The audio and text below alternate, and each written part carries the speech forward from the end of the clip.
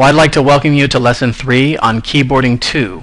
You'll notice I have headphones and a little speaker just because I wanted to improve the quality of the sound. In this next lesson, we will stay on the topic of keyboarding, and again, looking at the 21st Century Skills Technology Staircase, we anchor ourselves on the very first step, that is keyboarding, which will be useful throughout the entire course as we progress from gathering all the way to lesson plan writing. In this particular lesson, we will learn how to teach students how to use a keyboard to type words without looking at the physical keyboard, and to help them know how to use a word processor for creating and printing out reports. Now, I do understand that the Common Core standards, they do say that at the end of 4th grade, a 4th grader should be able to type a full page in a single sitting. It doesn't say how they should be able to type. Should they use their fingers? Should they use their thumbs? But we're actually teaching keyboarding, which is very critical and is a word that's used in the Common Core standards. And to do proper keyboarding, they have to learn how to put their fingers on the home row. And then they need to learn how to advance to actually type without looking. So we'll have 3 steps again in this lesson. Step 1, learn how to type without looking at the keyboard.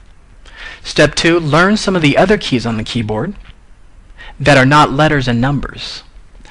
And then step 3, learn how to use a word processor.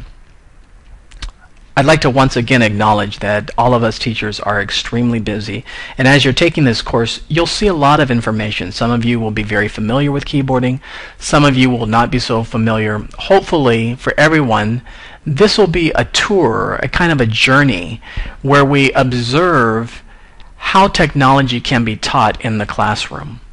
And so, although this video won't be too long, please look at the way I teach the technology to students.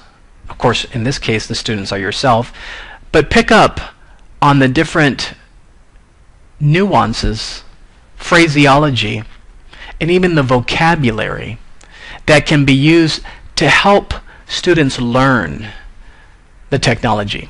Phrases like home row, that phrase should become a common term with students. Students, put your fingers on home row.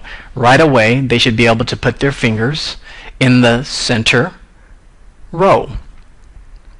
Now let's go ahead and, building upon what we learned in lesson 2 with home row and typing that sentence that had all the letters of the alphabet, the quick brown fox jumped over the lazy dogs.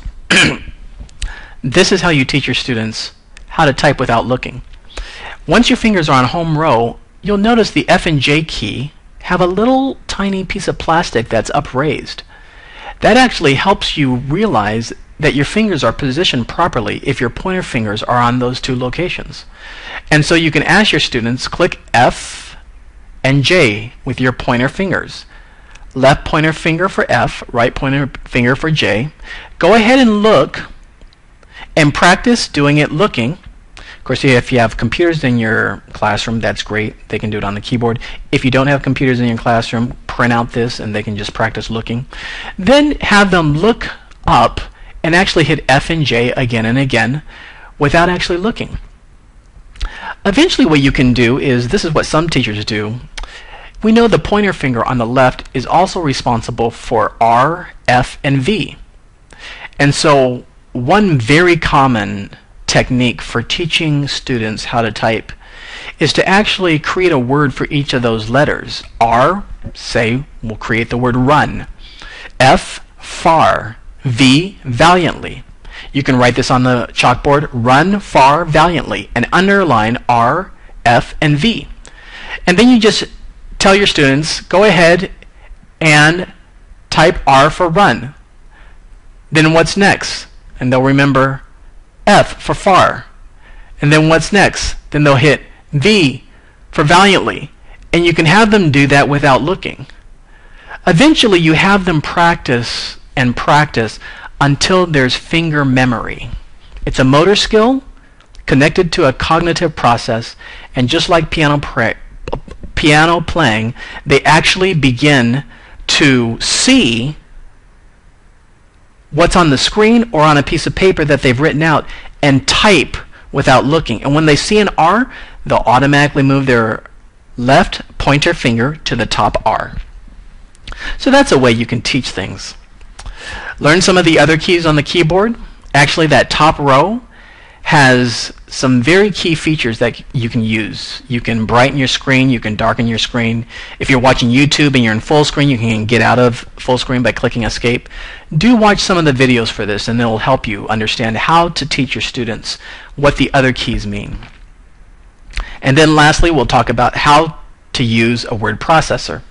A word processor, and I'll go to a word processor right now. Let's go to Microsoft Word. Microsoft Word is both on a Mac and a PC. Of course, there's other word processing documents such as Google Docs. Even an email entry form is a kind of word processor because you can type in it. But most word processors have four main characteristics. One is there's a place in the center where you can type. Two, there's a toolbar or a ribbon at the top. Again, these are phrases you want to use with your students.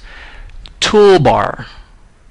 Everybody go to the toolbar and find the feature that allows you to boldface a word. And so B here is for boldface. You can go ahead and highlight and you can click B. To highlight, you go ahead and take your mouse, you hold down the left button, or if you have a swipe, you go ahead and hold down and swipe over the word, and then you click B. So first is a central place to type. The second capability of a word processor is a toolbar with features. The third capability is a way to save the document. So you'll notice here is a little icon. Click Save. You can just click that and it saves the document to a location. If you don't know where you want to save it, you can click File and then Save As, and then go ahead and click Browse to find the proper location on your file system. Go ahead and feel free to send me a quick email at donnie@quickietech.com if you'd like for me to spend more time with you on how to save files and even how to open Microsoft Word from what location. You might be on Windows XP, you might have Microsoft Word 2003 and not 2013, which I have here. I'll walk you through all of that. Just go ahead and give me an email and we'll set up a little Skype session or a phone call and I'll walk you through it. Okay, so third capability is to save. Then the fourth capability is the ability to print. Here, let me go this slowly. I'm moving my mouse to the top left. I click on File. I then click on the left button on a mouse, and then I go down here and I click Print. And then once I get Print, I can go ahead and click Print, and it'll print to the printer that's listed here. Sometimes you have to change the located printer. And again, if you need help setting up a printer, just go ahead and give me a call. I'll help you with the specifics. And that's basically it for lesson number 3.